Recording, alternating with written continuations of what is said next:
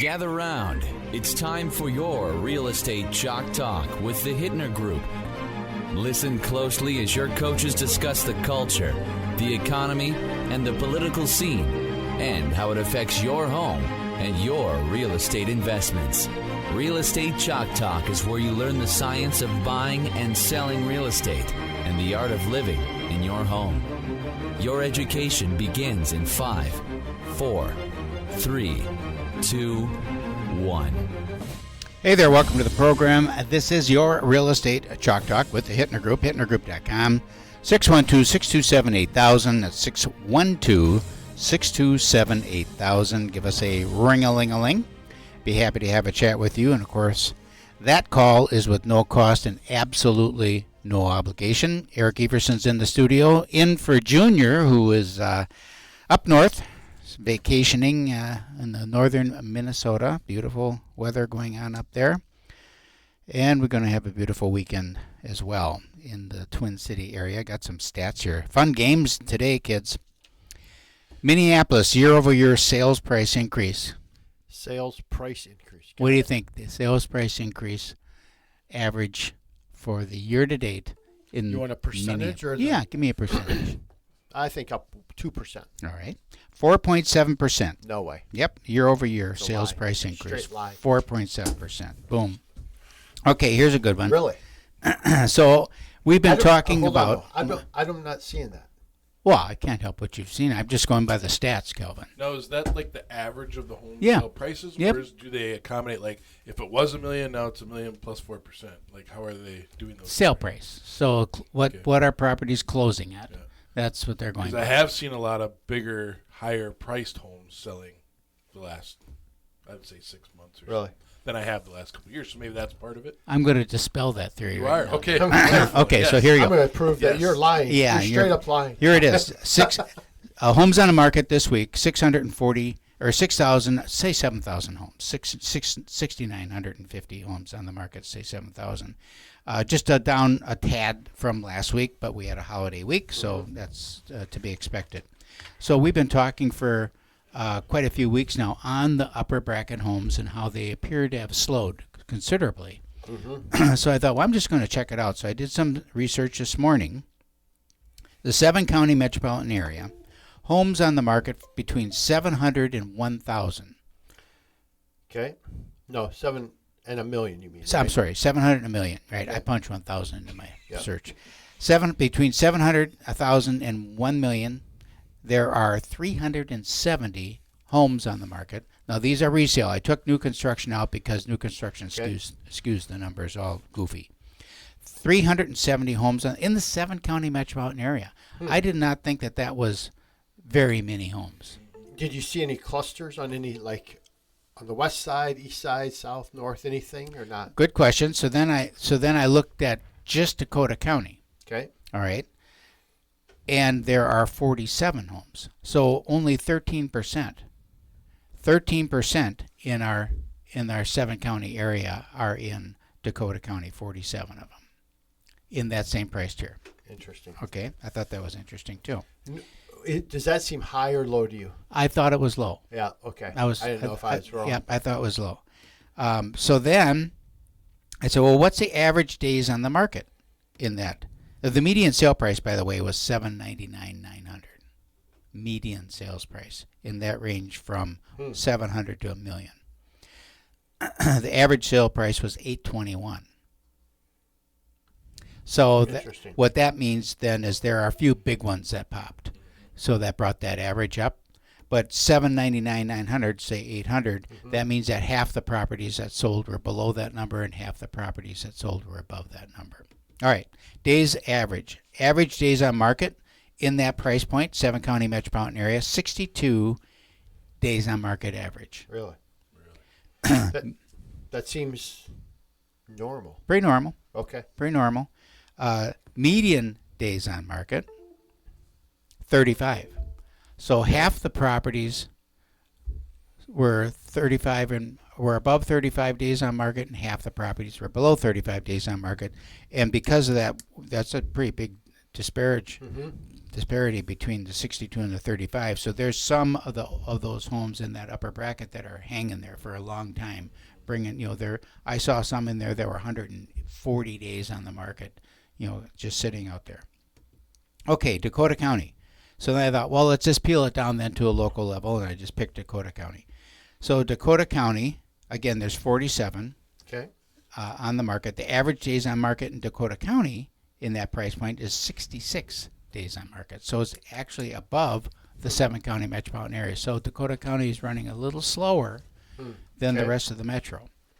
And that makes sense because the absorption rate for Dakota County is a little slower, or there's more longer to sell through than like Ramsey County. Hennepin County is faster. Washington County is faster. Anoka County is faster. The only thing that has more days on market or a higher absorption rate, and remember, absorption rate is if we didn't list another property, how many months would it take? Mm-hmm. So Carver County is 2.5 months, and Scott County is just over 2 months. Dakota County is 1.84 months. Mm-hmm.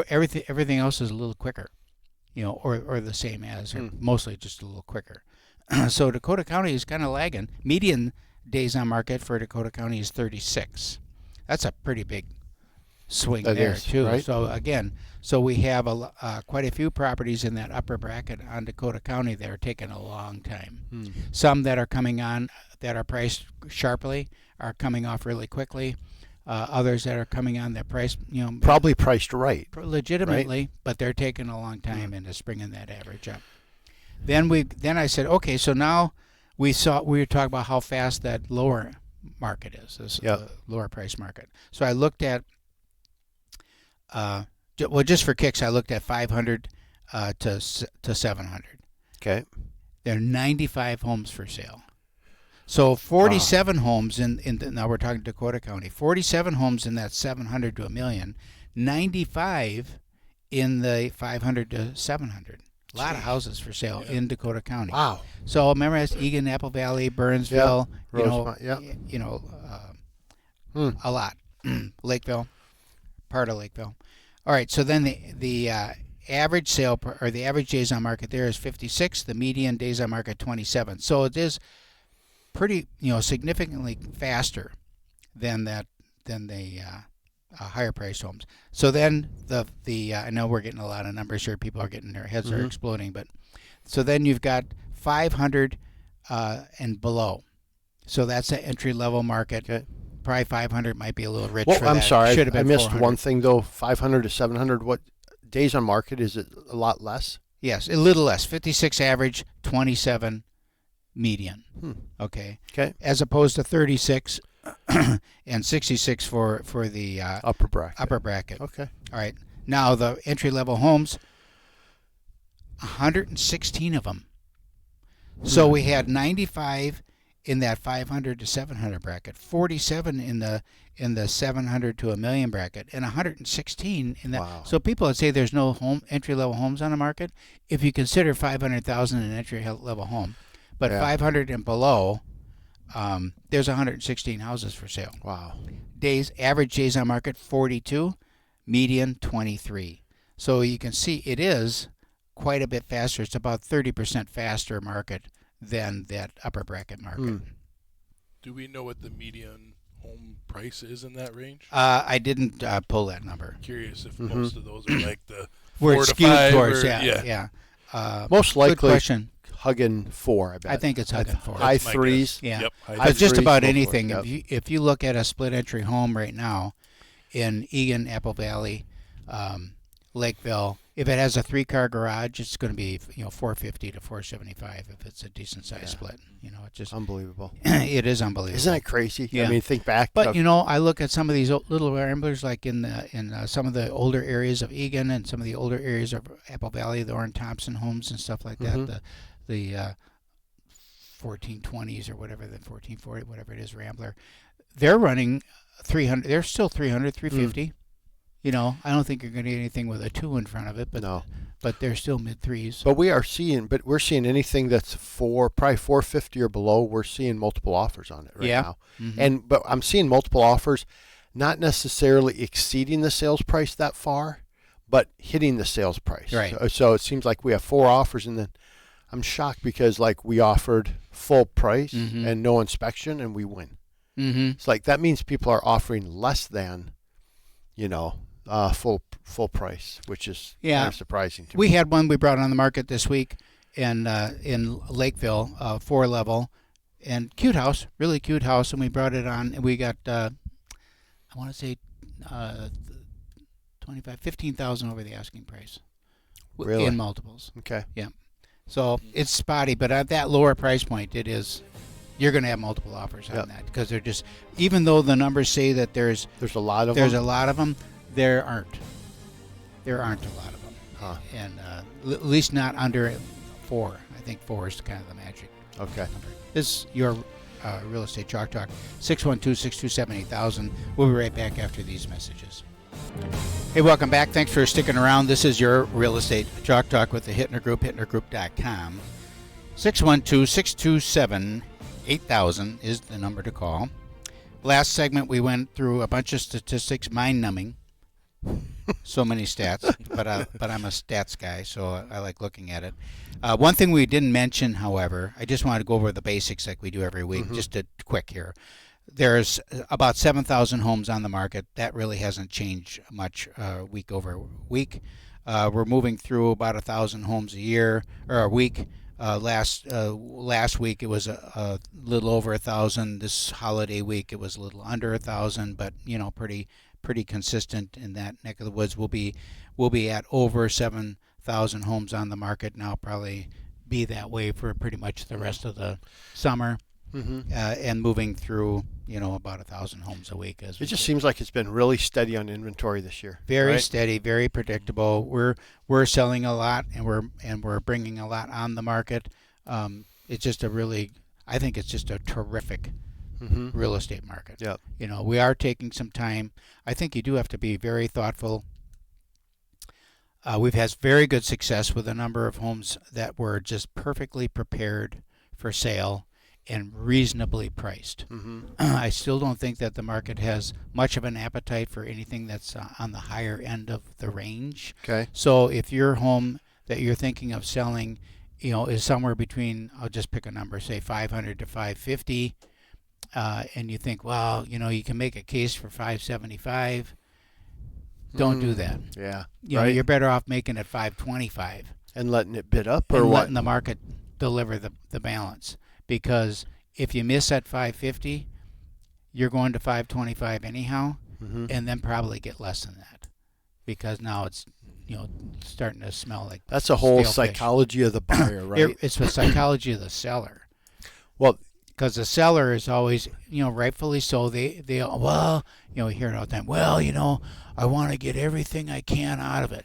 Well, of course you do. Right. Of course you do. And the buyer wants to give you as little as he can. Right. So if yours seems to be too much, and there's another option, which we've just showed last segment, there's actually quite a bit of inventory available. And I looked at no townhomes, just single family resale homes. Now you factor in townhomes and you factor in new construction, and that just skews everything, because now all of a sudden there's a lot more available. Yeah. And some of the builders now are offering some pretty daggone good incentives, because they're seeing that the market has slowed. Yep. Really? Yeah, and they're offering some really good incentives. Are they doing stuff with interest rates like they have in the past? Some are doing that. Yeah. Some they're going back to money towards closing costs and buy downs. Yep. They're doing basement finishes. They're giving appliance packages. Some of them are just doing straight price reductions on standing inventory, especially if you're in a development where they're at the tail end of the build, and they want to just get out of the development, and there's a couple less. They'll discount those just to get out, so they can get their sales team over to the new project that's going up. We're finding what we'd like to do, and we'll talk about in the fourth segment, is just do a forward commitment. So keep that purchase price there, so you're not you're not affecting the market in terms of what the values are, but then give a ridiculously great incentive with a forward mortgage commitment. So you get a really low rate on that property. Right. That's a better way to do it, in my opinion, because now you don't see homes at 600, and then you had one at 495. Like, what happened?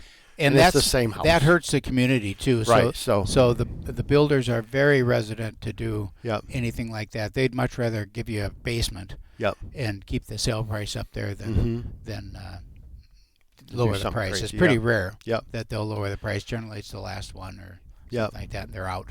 You know, for basements, so I've been out to a lot of model homes lately. Uh-huh. A lot of them don't have basements. Where's that coming from? Like it's because it's slab on grade, or Yeah, you mean it's like it's a slab non- 2-level, no Yeah. basement.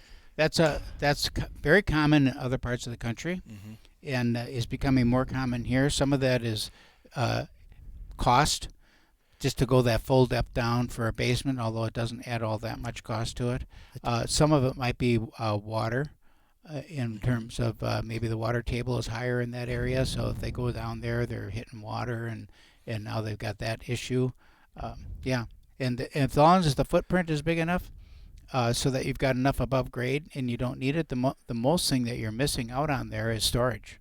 Mm-hmm. You know, the unfinished storage space that people Right. put the Christmas tree and, you know, the decorations. Did you find that? Because you're slab on grade. I am slab on grade. Do you too. notice, like, well, I mean, Sheila, you guys don't really hoard stuff that much, but We don't hoard anything, but we have inventory. you have inventory. We Yeah, have inventory. we do not We have- hoard. we When I have get the call, I inventory. need Eric, I need storage. Eric, And so but do you notice that not having a basement? I do.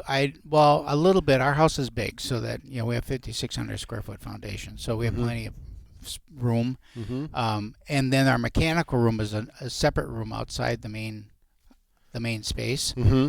So a lot of that slab on grade, then it's like, well, where do you put the furnace? And it's upstairs. Mm-hmm. The furnace is upstairs in a closet on the upper level. But yeah, you know, you see that. It's sometimes I wished I had more space. Mm-hmm. Even with a 4-car garage, that's jammed full too, and it's like everywhere. Inventory. Yeah, little storage shed out in the back, that's jammed full. Thinking of adding on because it's not big enough. That's one of my questions. I'm talking with people over the phone. Well, can you park your cars in the garage? Yeah. You know, That's a great 'cause question. you can double your stuff right there. Yeah. It's crazy to me. So in the neighborhood I live in, you just observe, and there's so many homes where their cars are parked outside, and then their garage door will be open. Like, That's your why. garage is full of just stuff, Mhm. you know. And then my one neighbor, you just see them go with a pickup truck. You were just chit chatting in the driveway. Oh, what are you up to? Oh, just bringing stuff to the storage shed. You know, I'm like, you have a storage shed, and you can only get one car in your 3-car garage. Shocking to me. That's a consumer society, and you know, the older I get, the less stuff I want, and the more I want to get rid of the stuff I've got, because we have stuff that we don't remember we have, and my wife is a pack rat, and so if we bring if we have a furniture set in a guest bedroom, and a guest comes, they better not have many clothes, because the bureaus are already full of stuff, and she knows where it all is. You know, she'll say, "Can you go upstairs and get this down?" Where is it? Well, it's in the blue bedroom in the hutch, in the blue bedroom. It's like, oh, okay, so you got that filled up. So it wasn't thanks for knowing. Yeah. It's my, yeah. Yeah, you've got that filled up. And every closet, you open up the closet, and there's no room to hang any clothes because it's piled up with things in there. And we've got 2 storage rooms up there that are jam full. They're just, everything's full. It's like, and in the probate work, when we're going into homes and you know, clearing out the houses, I just get amazed at how much stuff Yeah. people have. Yeah. And they just hang on to it and hang on to it. New things. Mm-hmm. Brand new in the package, never been opened. You Yeah. know, things, you know, stored for, I don't know if that's depression mentality or. I don't know. There's something there. That's a whole show. It'd be interesting to have somebody come on and talk about just the pack rat society that we've become. It is. You know? And it's all, and I have kind of the same mentalities. You always have to have a backup. You got to have a backup. So if I have an item that we're going to use up, we'll just go look at our we have a shelf where we put toilet paper and stuff like that. Mm-hmm. We really literally wouldn't have to buy toilet paper for 6 months because we have enough toilet paper for 6 months. Mm-hmm. And we use a pack of it and we replace the pack of it. I don't know why. But I got toilet paper if you need some. Because you've been through the pandemic. And the same with Scott towels that you go through, Mm-hmm. paper towels you go through by the thing. Man, I got a bunch of those, cases of Do you think it's a Costco mentality? Because Costco, when you go there, it's just like you're buying. That's where it all came from. That or Sam's Club. It's just like you buy bulk of everything, and it's just like. But it does save you money if you saves you money. place, Yeah, on those sorts of things, but. Ketchup. I don't have to buy ketchup for 3 years. Just because I've got cases of restaurant squirt bottles of ketchup. Left over? Yeah. It's probably bad. No, it doesn't ever go bad. No. Go bad. It never goes bad. The dates are just a suggestion. Yes. It never goes bad. All right. Well, in the last minute, Keith, you should get into. Okay, Erick. I'm Erick Everson, Action Moving, who we've been doing our best to keep busy.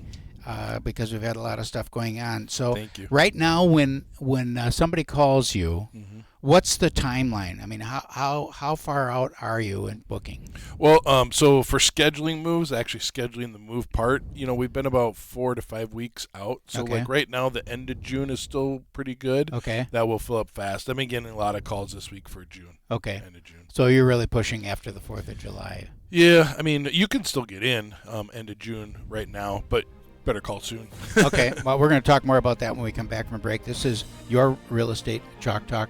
612-627-8000. Or give us a check out on the website, hittnergroup.com, Hittner group.com. We'll be right back. Erick Everson's in the studio. Action Moving Company.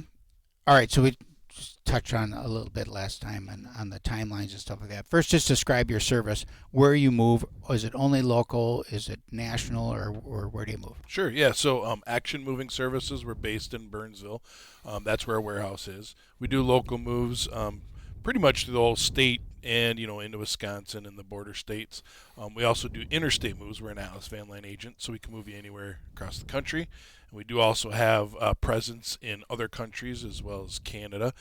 So we can cross-border into Canada. We can do international shipments to anywhere in the world, and including Mexico as well.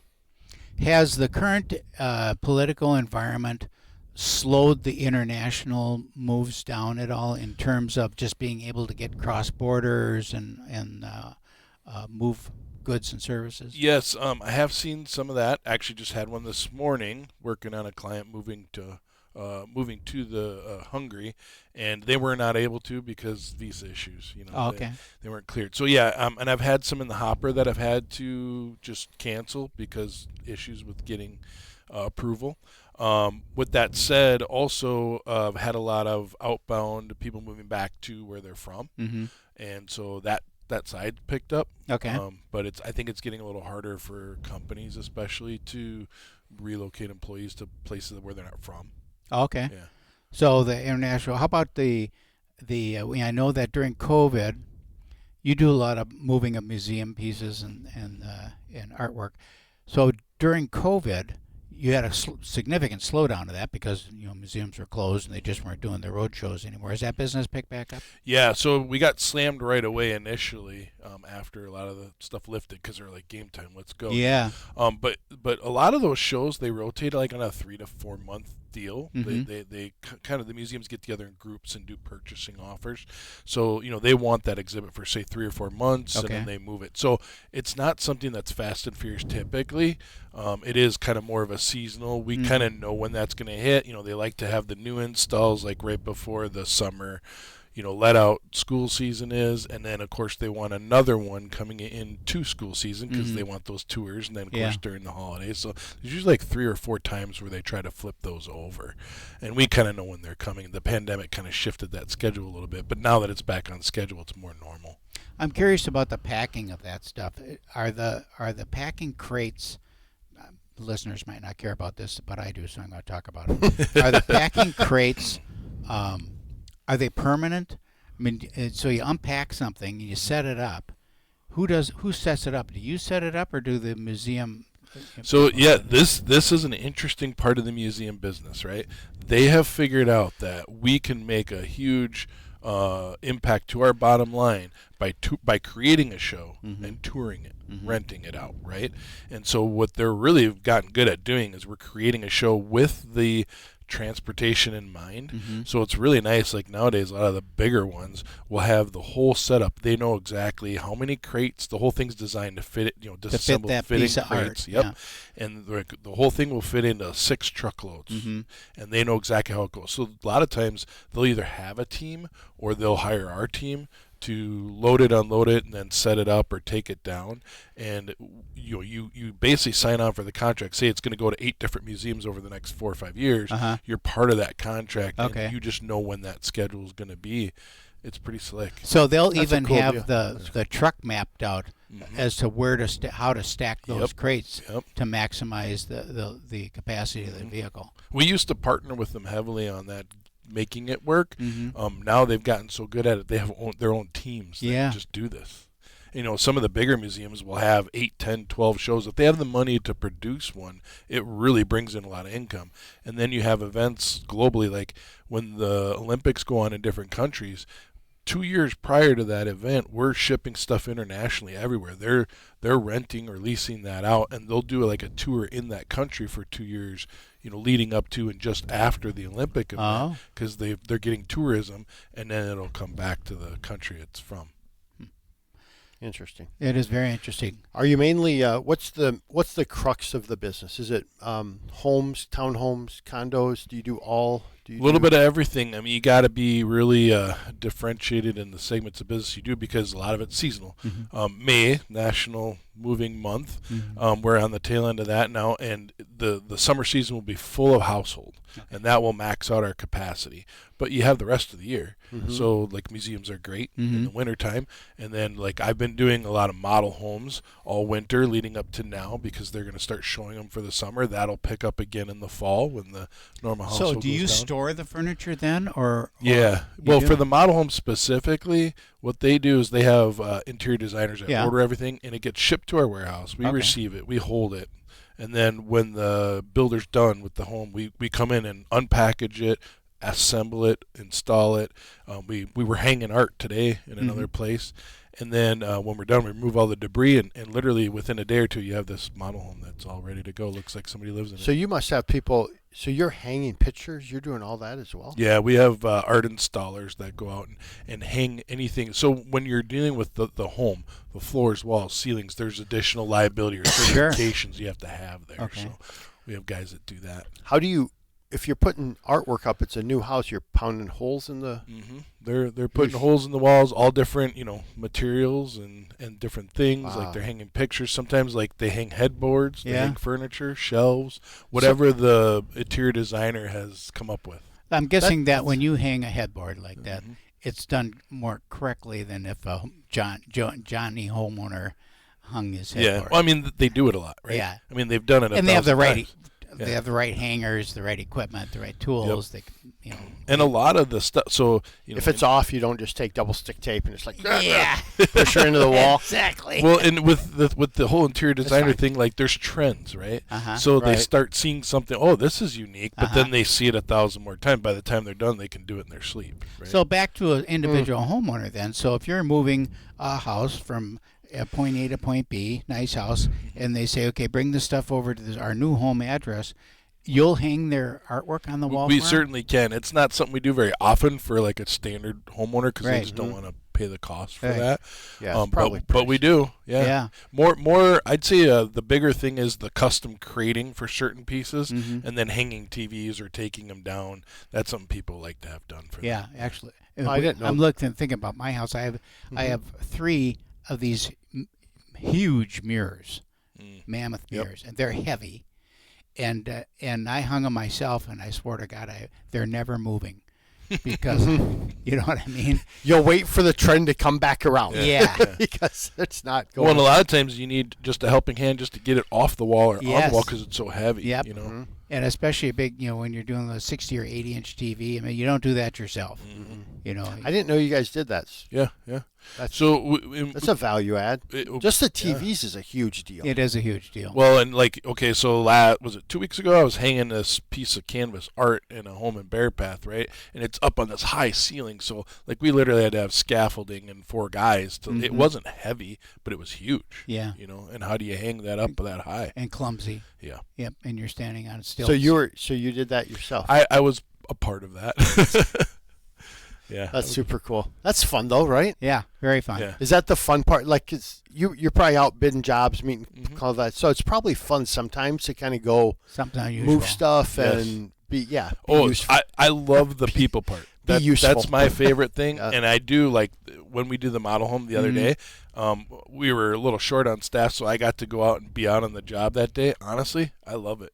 I love being a part of it and being able to kind of, it's one of those things where you start a project, you see it through, you see it finished, and you feel like you accomplished something. Feel like you did something. Yeah. What's the most unusual things that you move just from a day-to-day thing? And I'm thinking about pianos and things like that need special crating, special handling, heavy, clumsy, awkward. The things that typically need crating are going to be like your large, heavy mirrors, your glass or marble tops. Lately, we've had lots of concrete furniture. You see that? Tables that are all single mold form concrete. Whether it's a dining table or yesterday I had a big coffee table that was half this size, but it felt like it weighed 500 pounds. And those things have to be crated because any little shock or whatever, they'll just crack. Chip or crack. Yeah. So I'd say that's kind of been a unique thing that's popped up. Lots of concrete furniture. It's have single you heard pour. of that, Keith? I know there's lots of concrete countertops. Yeah. This is single pour whole outdoor piece. furniture, but not for the interior of the home. I haven't seen it. Well, all those, don't they absorb? So if you have something wet on that, they're sealed. The ones I've seen, this was actually painted like a black finish. Yeah. So I don't think it'll absorb anything. Yeah. Pretty cool. Yeah. Is it? Oh yeah. Yeah, Okay. They can do a lot of. I'm kind of heavy, why though. are you doing that? They're heavy. You can do countertops that are concrete countertops, and you can embed things in it. Like in our dog area, you could embed leashes and all that kind of stuff in the countertop, and then you put a clear coat over the top, and that's neat. Pretty cool. Yeah, that's very cool.